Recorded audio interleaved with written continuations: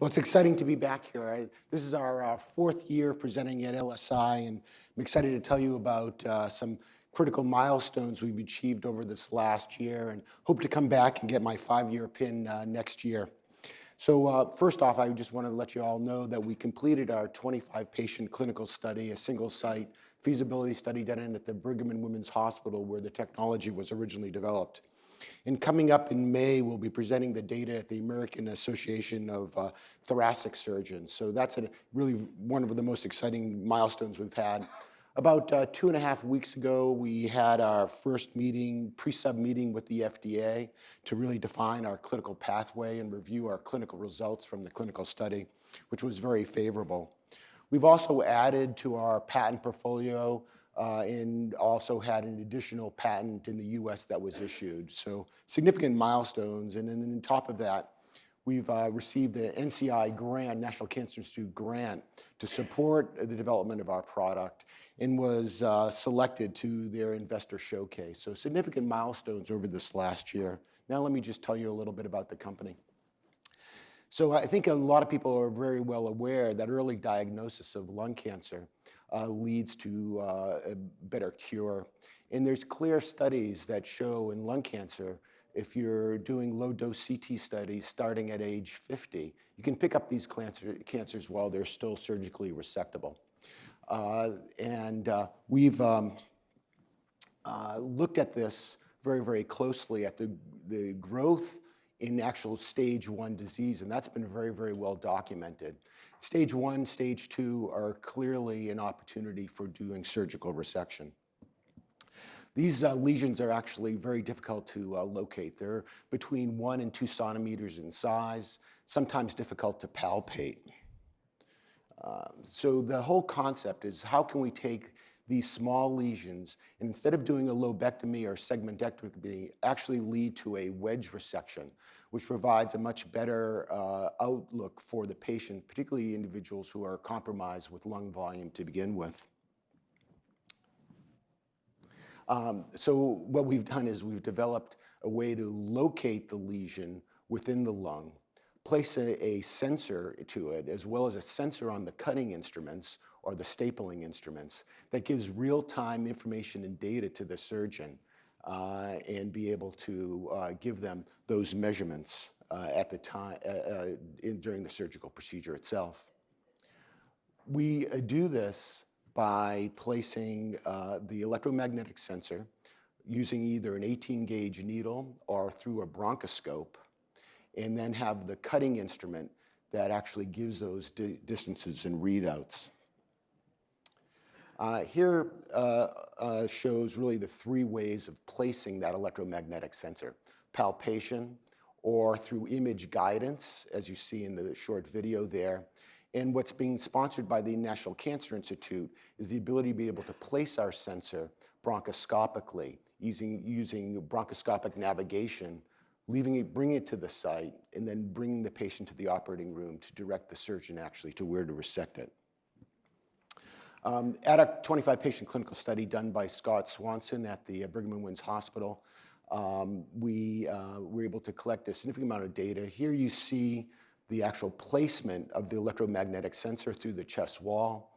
The sensor is built into the stapling device, and with that, the real-time guidance as to what the distances are from where the electromagnetic sensor is to the actual cutting instrument.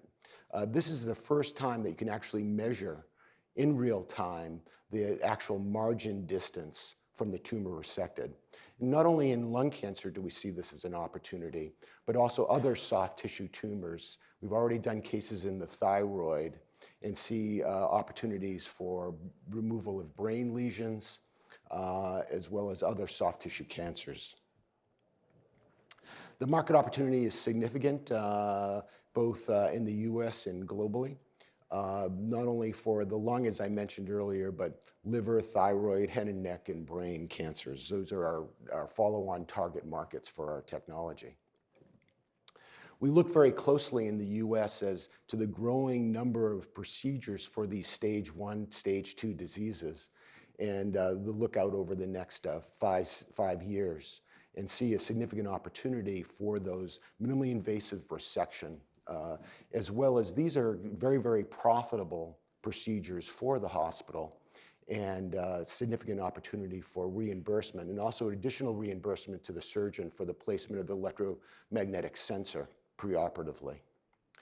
We have a very good predicate for the 510K, similar type device that's used in breast cancer currently, or breast cancer resection, and we think that we'll be following down that pathway.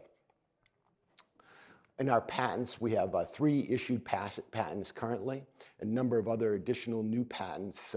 The original technology was licensed from MGH Brigham, and we've added significantly to that portfolio since we've taken that license on. The current technologies that are being used for bronchoscopic navigations are actually quite complementary to what we're doing. These are used primarily by the pulmonologist, where our technology is really designed to be used by the thoracic surgeon. So we can use or place our electromagnetic sensor, as I mentioned earlier, bronchoscopically, and then guide the thoracic surgeon for the actual resection itself. Give you a little background on our timeline. A significant amount of work was done at the Brigham with non-dilutive funding and grants initially. When we started the company, we first put in a first pre-seed round. We've raised a total of $4.5 million currently. We're doing a $7 million raise, of which $2 million has been closed by our initial existing investors to date. The exit strategy are minimally invasive surgical companies, robotics, as well as some of the other surgical navigation companies that are already in market. My team includes the chief of cardiothoracic surgery at the Brigham, who's the inventor, as well as a radiologist who did all the writing of the initial core code for use in our software and the development of our hardware. And then we have advisors and our board members, as you see in these images here. So in summary, some of the key highlights, we're currently doing a $7 million raise.